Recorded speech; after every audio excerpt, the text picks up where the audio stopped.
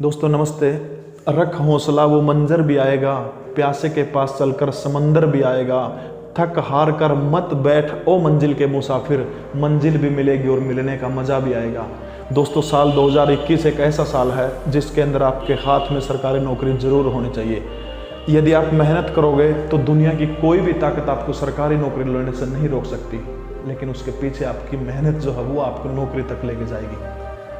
भारत का एक राज्य राजस्थान की एक लड़की मुस्लिम परिवार के अंदर पैदा होती है। राजस्थान के पाली मारवाड़ से उन्मुल खैर 5वीं कक्षा में जब उन्मुल पढ़ती है, पैरों से अपाहिज है, एक ऐसी बीमारी है, हड्डियां टूटी हुई हैं, बिल्कुल चलने फिरने में असमर्थ है। वो अपने माता पिता के साथ में दिल्ली के हजरत निजामुगंज जो रेलवे स्टेशन है उसके पास में आ जाती है और वहाँ की झुग्गी झोपड़ियों में रहती है।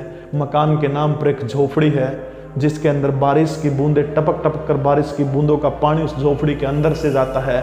कच्चा फर्श है, जब बारिश होती है तो पानी की बूंदें झोपड़ी के अंदर से आती हैं। पानी की बाल्टी नीचे रखी जाती ताकि उस पानी को एकत्रित करके बाहर निकाला जा सके। दोस्तों झोपड़ी के पीछे एक गंदा नाला बहता है जिसमें 24x7 365 दिन बिल्कुल गंदी बदबू आती है। उन्मुल खैर के पिता दिल्ली के हजरत निजामुगंज रेलवे स्टेशन के पास में मूंगफली बेच करके अपने परिवार का गुजर बसर कर रहे हैं। साल 2001 के अंदर दिल्ली की सरकार ने निर्णय लिया कि रेलवे स्टेशन के पास जितनी भी झुग्गी बस्तियां हैं उन सबको हटाया जाए, और बारी आती है उमुल खैर की झुग्गी बस्ती को हटाने की, उसको भी हटा दिया जाता है। एकदम से परिवार बेघर हो जाता है, काम काज छिन जाता है। तब दिल्ली के त्रिलोकपुरी के इलाके के अंदर एक 10x10 का एक कमरा किराए के ऊपर लिया जाता है और उस किराए के कमरे के अंदर 7 लोग रहते हैं। काठ के फट्टे लगाए जाते हैं, फट्टों के ऊपर 3 लोग ऊपर सोते हैं, 3 लोग नीचे सोते हैं। जरा कल्पना करके देखिए कि 10x10 का एक कमरा और उस कमरे के अंदर 7 लोग अपनी ज़िंदगी का जीवन यापन कर रहे हैं। वहीं से आगे बढ़ते हुए 7वीं कक्षा में जब उमुल पहुंच जाती है, मुस्लिम परिवार के अंदर पैदा हुई है, रूढ़िवादी मुस्लिम परिवार है। तब उनकी माँ का इंतकाल हो जाता है और जिनकी माँ नहीं है वो बच्चे अच्छे से समझ सकते हैं क्या बिहेव उनके साथ में होता है। बिना माँ के उमुल आगे बढ़ती है। जब 9वीं क्लास में पहुंच जाती है तो जो उमुल की सौतेली माँ जो थी, सौतेली माँ ने कहा कि अब इसको वापस राजस्थान भेज देना चाहिए, क्योंकि रूढ़िवादिकता के कारण उसकी सौतेली माँ का ऐसा सोचना था कि बेटी ज़्यादा पढ़ेगी तो महत्वपूर्ण चीज़ ये है कि वो चरित्र उसके अंदर नहीं रह जाएगा, बड़ों का अदब करना वो भूल जाएगी। और परिवार वाले उस बेटी उमुल के पीछे पड़ जाते हैं, उसको ये कहते हैं कि राजस्थान जाकर के सिलाई सीख लो, क्योंकि दोनों पैरों से अपाहिज है और सिलाई हाथ से उसको करनी पड़ेगी ताकि अपने परिवार का गुजर बसर वो कर सके। लेकिन दोस्तों उमुल के मन में तो कुछ और ही चल रहा था, उसके अंदर कुछ कर गुजरने की चाहत थी और उस चाहत ने एक बगावत पैदा कर दी अपने घर वालों के खिलाफ। उमुल ने कहा कि मैं कोई सिलाई नहीं सीखूंगी, ज़िंदगी में पढ़ूंगी, पढ़ लिख करके आगे बढ़ूंगी। दोस्तों 9वीं कक्षा की छात्रा उमुल घर वालों से बगावत करके त्रिलोकपुरी इलाके के अंदर एक कमरा किराए के ऊपर लेती है और उस किराए के कमरे में अकेली 9वीं कक्षा की छात्रा रहती है। 2 बजे तक स्कूल से वापसी जब होती है इस लड़की की, उसके बाद ट्यूशन पढ़ाती है।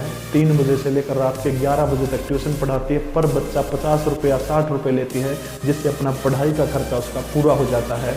ज़रा सोच के देखिए, दिल्ली के त्रिलोकपुरी इलाके के अंदर अकेली लड़की कमरे के अंदर रहना, वो भी 9वीं कक्षा की छात्रा, माँ बाप का कोई साथ नहीं मिल रहा, ट्यूशन पढ़ाती है और उसके बाद अपने घर का काम काज सारा का सारा खुद करती है, खुद खाना बनाती है, ट्यूशन पढ़ाती है।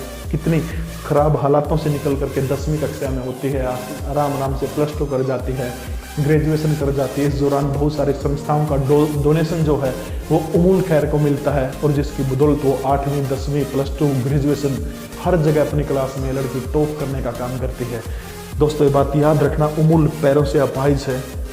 और उसके बाद जब वो MA करने के लिए साइकोलॉजी के अंदर जब एडमिशन लेती है गार्गी कॉलेज दिल्ली के अंदर, MA तो कर लेती है, लेकिन जो साइकोलॉजी की MA जो होती है उसके अंदर इंटर्नशिप करनी होती है। यदि उमुल खैर इंटर्नशिप करती है तो उसके साथ सबसे बड़ी समस्या ये है कि उसका ट्यूशन बंद हो जाएगा। तो यदि उमुल का ट्यूशन बंद हो गया तो वो कुछ नहीं कर पाएगी, क्योंकि उसके पास में और घर चलाने के लिए पैसे नहीं है, क्योंकि इनकम का जो साधन जो है वो ख़त्म हो गया था उसका। अगर ट्यूशन छोड़ देगी तो इस बीच उसको जो साइकोलॉजी की पढ़ाई जो है MA की वो बीच में छोड़नी पड़ी। और उसके बाद विभिन्न संस्थाओं के प्रयासों से उमुल खैर को दिल्ली के जवाहरलाल नेहरू विश्वविद्यालय के अंदर एडमिशन मिलता है और वहाँ पर वो MA के अंदर रिलेशनशिप इंटरनेशनल रिलेशनशिप के अंदर एडमिशन लेती है। और उसके बाद वो लड़की वहाँ पर हॉस्टल में रहती है, वहाँ का किराया फ्री हो जाता है, मेस फ्री है, खाना वगैरह सब कुछ, रहना खाना पीना सब कुछ फ्री हो जाता है। दिल लगा करके मेहनत करती है और पहला रैंक जो है यूनिवर्सिटी के अंदर वो लड़की लेके आती है। 2015 में उमुल खैर को जापान जाने का मौका मिला, क्योंकि वो दिव्यांग है, अपाहिज है पैरों से। दिव्यांगों के लिए वो लड़की वहाँ पर काम करती है और वहाँ पर उसको काम करते करते एक प्रेरणा जगती है कि अब तो ज़िंदगी में कुछ करना होगा। वापस जब हिंदुस्तान लौटती है तो भारत लौट करके वो यूपीएससी की तैयारी करती है, आईएएस बनने की मन में ठानती है और भयंकर तरीके से दिन रात जुट करके केवल 1 साल की मेहनत करती है।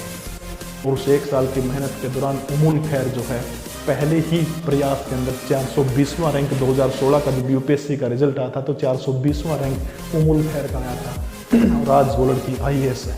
जरा सोच के देखिए, अपाहिज माँ बाप ने साथ छोड़ दिया, पालने पोषण करने वाला कोई नहीं है, उसके बावजूद ये लड़की यूपीएससी के अंदर 420वां रैंक हासिल करना कितनी बड़ी बात है। जरा सोच के देखिए, क्या आपके पिता किसी रेलवे स्टेशन के बाहर मूंगफली बेचने का काम करते हैं? क्या आप खुद के कमरे से, खुद के घर से अलग रह करके कहीं पर ट्यूशन पढ़ाते हैं? क्या सौतेली माँ आपके साथ में ऐसा दुर्व्यवहार करती है? क्या आपका घर एक झोपड़ी जैसा है? क्या आपका बचपन झोपड़ी के अंदर बीता है? यदि इस तरह की समस्याएं आपके साथ में नहीं है तो उसके बावजूद भी आप नहीं पढ़ते हैं, तो इसमें कमी किसकी है? सिर्फ और सिर्फ आपकी कमी है। अंदर की चेतना को जगाइए। जो लोग कामयाबी की राह में परिवार की आर्थिक स्थिति का रोना रोते हैं, उनको इस उमुल खैर जैसी लड़की से सीखने की आवश्यकता है,